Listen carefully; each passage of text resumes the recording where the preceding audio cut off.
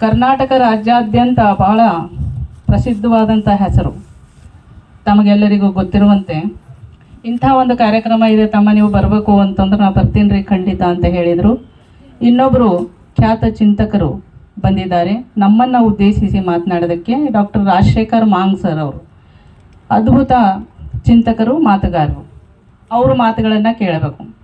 ನಮ್ಮ ಬರ್ತ್ಡೇಗಳಾಗಲಿ ಅಥವಾ ನಮ್ಮ ಇಂಥ ಕಾರ್ಯಕ್ರಮಗಳಾಗಲಿ ಯಾವುದೇ ಇರಲಿ, ಜನ ಸೇರಿದಾಗ ನಾವು ನಮ್ಮ ಧರ್ಮದ ಪ್ರಚಾರವನ್ನು ಮಾಡಬೇಕು. ಆ ಒಂದು ಕಾರಣಕ್ಕಾಗಿ ಎಲ್ಲರನ್ನ ಕರೆಯೋದು. ನಾನು ಹೇಳೋದು, ನಾವು ಒಬ್ಬೊಬ್ಬರು ಒಂದು 4 ಜನರಿಗಾರ ಕರ್ಕೊಂಡು ಬರ್ಬೇಕನ್ನಂಥದ್ದು. ಅಷ್ಟರೇ ಒಂದು ಸಾಮರ್ಥ್ಯ ನಮ್ಮಲ್ಲಿ ಇದ್ದರೆ ಆ ಒಂದು ಸಂದೇಶ ಒಂದು ಕೊಡೋದಕ್ಕೆ ಆಗುತ್ತೆ. ಒಂದು ಅರಿವಿನ ಕಾರ್ಯಕ್ರಮ ಇದಾಗಬೇಕು ಅನ್ನೋಂಥ ಕಾರಣಕ್ಕೆ ಇಂಥದ್ದನ್ನು ಆಚರಣೆ ಮಾಡ್ತಾ ಬರ್ತೀವಿ ಅಷ್ಟೇ. ಯಾವಾಗ ನಮ್ಮ ಮಾವನವರು ತೀರ್ಕೊಂಡ್ರಲ್ಲ, ಅವರ ಪ್ರಥಮ ಪುಣ್ಯಾನುಮೋದನೆಯ ದಿನದಿಂದ ಹಿಡ್ಕೊಂಡು ಇಲ್ಲಿ ತನಕನೂ ಒಂದಿಲ್ಲ ಒಂದು 4 ಜನ ಸೇರಲೇಕ. ಬಟ್ ಏನೋ ಒಂದು ಧರ್ಮದ ಒಂದು ಚಿಂತನೆಯನ್ನು, ಬಾಬಾ ಸಾಹೇಬರ ತತ್ವಗಳನ್ನು ನಾವು ಪ್ರಸಾರ ಮಾಡಬೇಕು. ಈ ಮೂಲಕ ಪ್ರಸಾರ ಮಾಡಿ ಸಂಘಟನೆಯಲ್ಲಿ ನಮ್ಮದೊಂದು ಸಣ್ಣ ಒಂದು ಕಾಣಿಕೆಯನ್ನು ಸಲ್ಲಿಸಬೇಕು ಅನ್ನುವಂಥ ಒಂದೇ ಒಂದು ಉದ್ದೇಶದಿಂದ ಎಲ್ಲರನ್ನ ನಾವು ಒಂದು ಕಡೆ ಸೇರಿಸಬೇಕು ಅನ್ನುವಂಥ ಕಾರಣಕ್ಕೆ ಇಂಥ ಕಾರ್ಯಕ್ರಮಗಳನ್ನು ಆಯೋಜನೆ ಮಾಡ್ತೀವಿ ಅಷ್ಟೇ.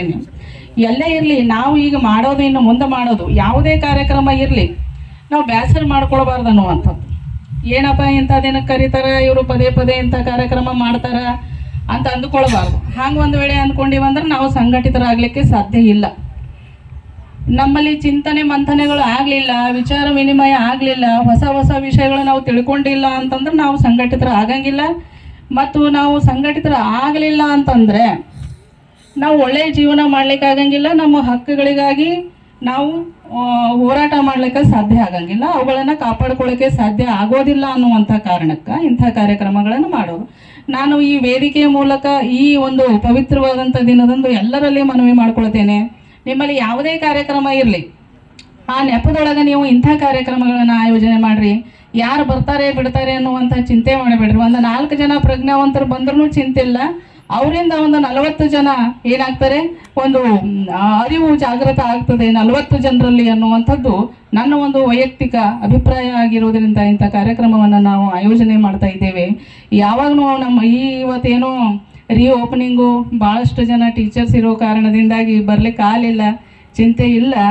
ಆದರೆ ಈಗ ಈ ಕಾರ್ಯಕ್ರಮಕ್ಕೆ ಬಂದಿರತಕ್ಕಂಥ ಎಲ್ಲರಿಗೂ ಸಹಿತ ನಮ್ಮ ರೂಗನ್ ಪರಿವಾರದ ವತಿಯಿಂದ ಮತ್ತೊಮ್ಮೆ ಅನಂತ ಧನ್ಯವಾದ.